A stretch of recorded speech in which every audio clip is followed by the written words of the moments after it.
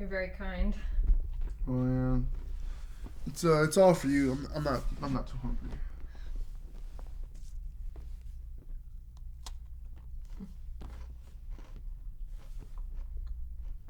You eat like a bird.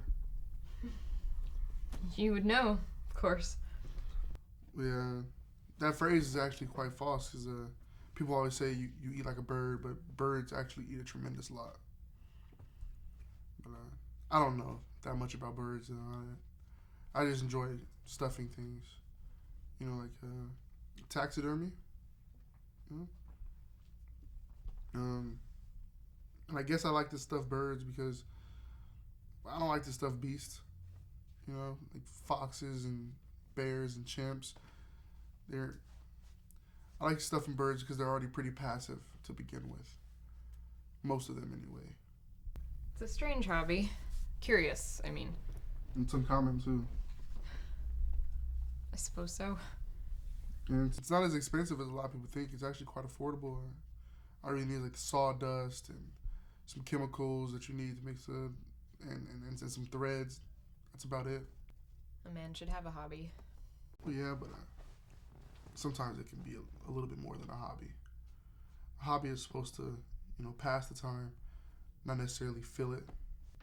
Is your time so empty? Well, no, I tend to the shop and I take care of mother and I do little chores that she thinks that I'm capable of. Do you go out with friends? Nah, who needs friends? I mean, a boy's mother is his best friend. You never had an empty moment in your whole life, have you? Only my share. Well, where are you going, if you don't mind me asking? I'm hoping to find a private island. What are you running away from? Why do you ask that? Well, I mean, just no one really runs away from anything. It's just I feel like people are all just in their own little private traps. Stuck, clamped in. We scratch and claw, trying to get out, but we're only scratch and claw at the air, scratch and claw at each other. You never really get out, don't even budge an inch. Sometimes we deliberately step into those traps. I was born into mine, but I don't mind it as much anymore. You should mind it. Well, I do, but I say I don't. If anyone spoke to me the way that I heard, the way that she spoke to you, I don't think I could ever laugh again. Yeah, sometimes when she talks to me like that, I feel like I want to just curse her out. Just get up, slam the door, leave, and forever, never come back. Or just at least defy her or something, stand up for myself. But I can never do that. She's ill. I can never leave her. She sounded strong. I mean, ill. I mean, my dad died when I was about 5 years old, and ever since then she's had a hard time dealing with things. She had to raise me by herself. She never went. She didn't go to work. She met this man, and he talked her into buying this hotel, but she was so stressed out after my father died that he could have talked her into doing anything. My father passing was a real big deal. I mean, the way he died, and I don't know. I could never leave.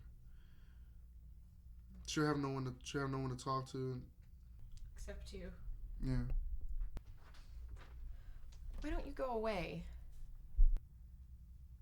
Well, I couldn't just leave her. I thought about it a lot, but she would have nobody to watch her.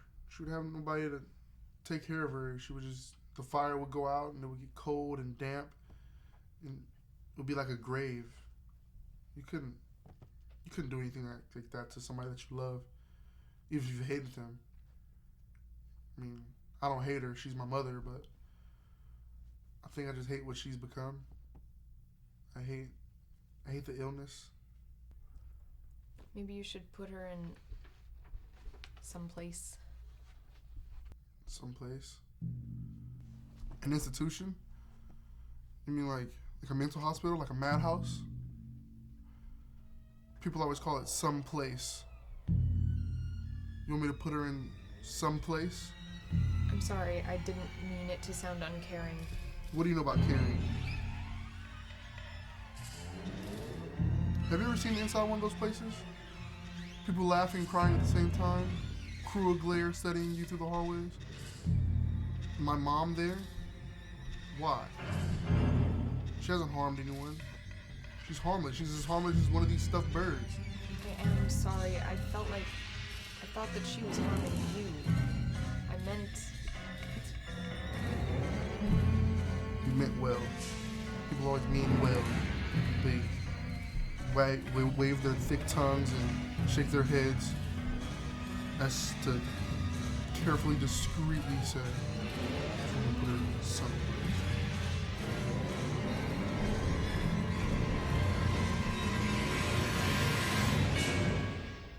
You know, I've thought about it.